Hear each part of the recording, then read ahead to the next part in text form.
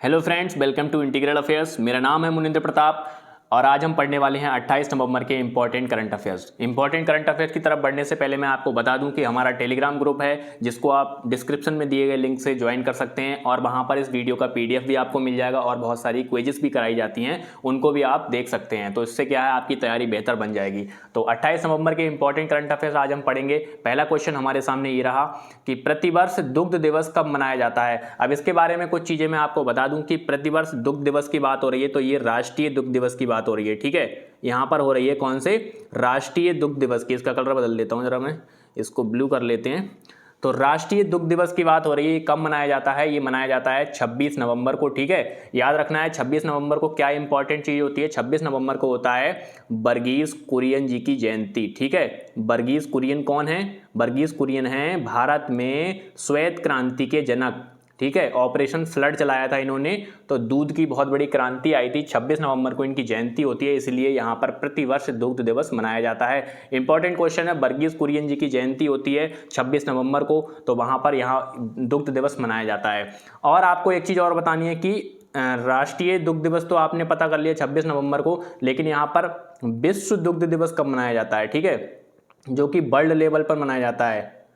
World milk day कब मनाया जाता है? यह है 1 जून को। ठीक है, तो यहां पर वर्ल्ड वाला है 1 जून को और इंडिया वाला मतलब राष्ट्रीय है तो 26 नवंबर को। इंपॉर्टेंट है क्वेश्चन, इसलिए आपको याद रखना है। अगला क्वेश्चन है हमारा, अगला क्वेश्चन है 26 नवंबर 2022 को कहां पर सर्वे वेसल्स परियोजना का जहाज इच्छक लॉन्च किया गया? बहुत ही इंपॉर्टेंट है कि जो भी नए जहाज, जो भी नए रॉकेट, पीएसएलवी जैसे बहुत सारे रॉकेट इसरो लॉन्च करती है, नासा लॉन्च करती है, उनको आपको याद रखना है। तो सर्वे वेसल्स परियोजना का जो है जहाज है जिसका नाम है इच्छक। ठीक है, यहां पर आपको याद रखना है ये लॉन्च कहां पर किया गया है, तो ये किया गया है चेन्नई में। ठीक है, चेन्नई में लॉन्च किया गया है। इसे बंगाल की खाड़ी में उतारा गया सबसे पहले। और इसका मतलब क्या है, जो अंडर वाटर मतलब पानी के अंदर जो भी सर्वे करे जाते हैं कि अंदर क्या है क्या नहीं है, कौन से मिनरल्स हैं या फिर कोई भी चीज़ है, तो उसका जो सर्वे करने के लिए इसमें चेन्नई में इसको इच्छक को लॉन्च किया गया है। ठीक है, इच्छक को लॉन्च किया गया है 26 नवंबर 2022 को।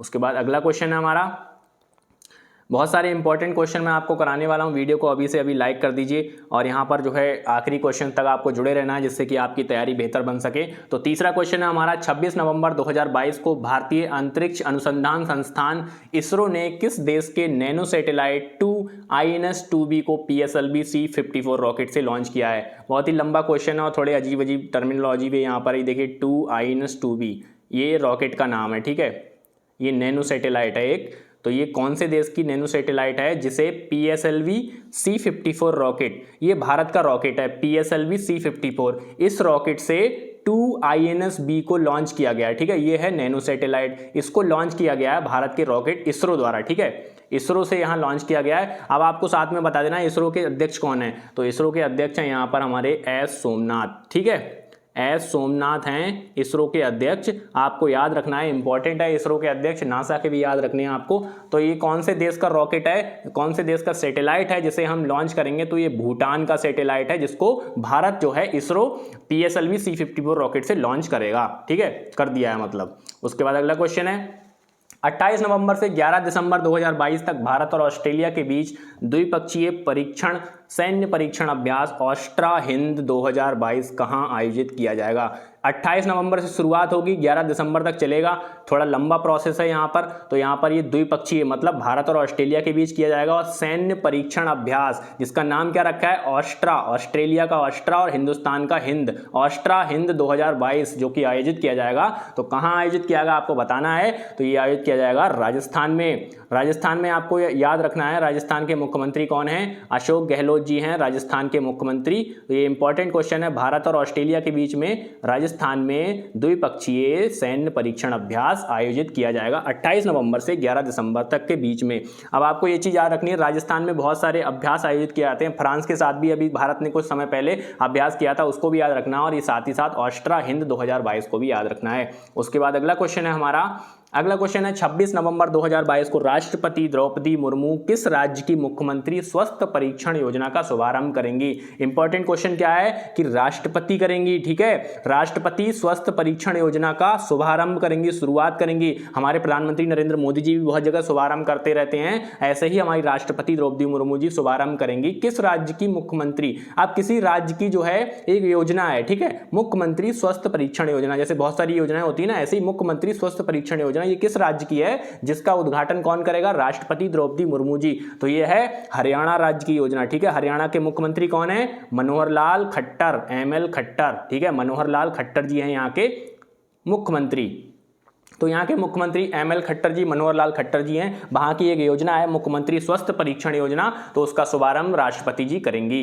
उसके बाद अगला क्वेश्चन है हमारा 26 नवंबर 2022 को किसने जस्टिस मोबाइल ऐप का शुभारंभ किया है। अब देखिए बहुत सारे सरकारी ऐप होते हैं जिनके बारे में आपको याद रखना होता है, तो उनको जब भी आपको सामने पड़ता है तो उनको याद रखना है, ये है जस्टिस मोबाइल ऐप, ठीक है। तो इस ऐप में मतलब होगा क्या, इस ऐप के बारे में थोड़ा मैं बता देता हूँ यहाँ पर। तो इसका पहले शुभारंभ किसने किया है, हमारे प्रधानमंत्री नरेंद्र मोदी जी ने, मोदी जी ने इसका शुभारंभ किया है इस एप्लीकेशन का।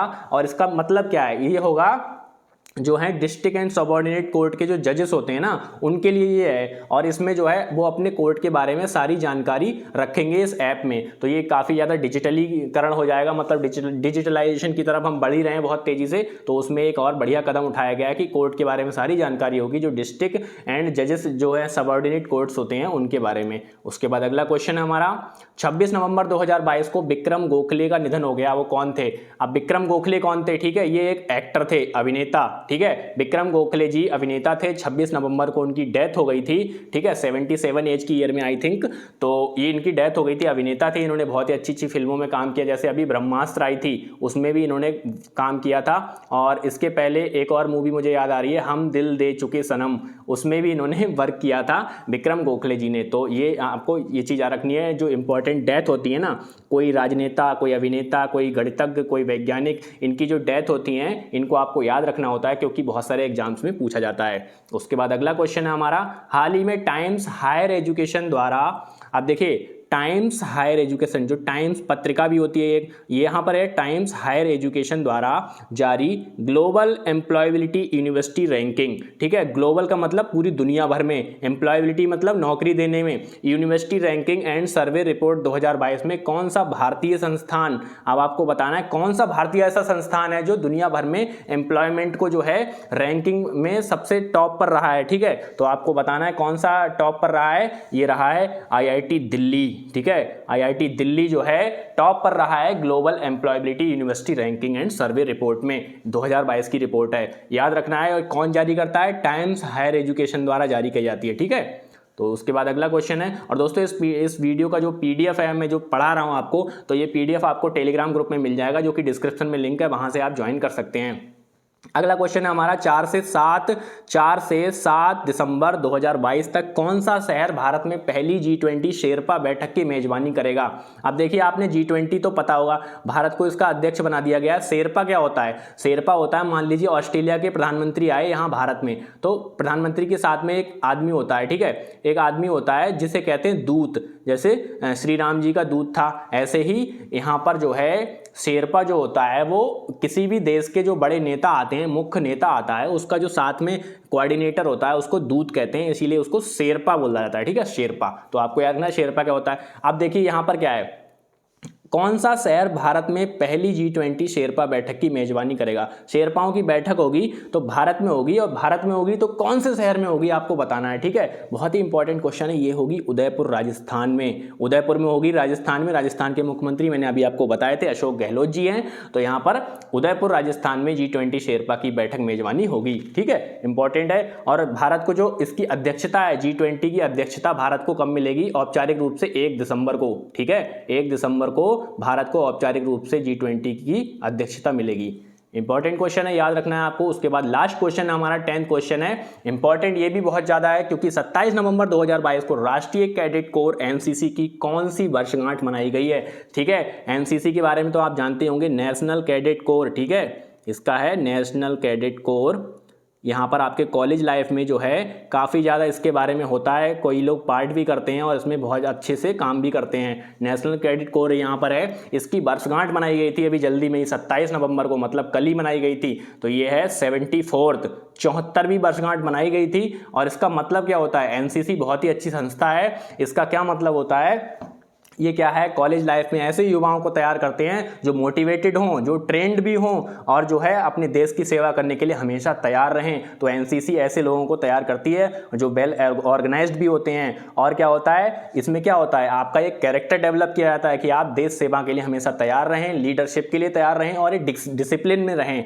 तो एनसीसी ऐसे युवाओं को तैयार करती है। उसकी वर्षगांठ बनाई गई थी 74वीं, जो कि 27 नवंबर को मनाई गई थी। ठीक है, तो इंपॉर्टेंट क्वेश्चन है, आपको याद रखना है। तो यही थे दोस्तों आज के क्वेश्चन। यहाँ पर आपको सारे क्वेश्चन अच्छे से याद कर लेने हैं। पीडीएफ में आपको ग्रुप में भेज दूंगा, जो आप देख सकते हैं, वहां से आप दोबारा से इसको पढ़ सकते हैं। तो आज की वीडियो में इतना ही रखते हैं। Thank you.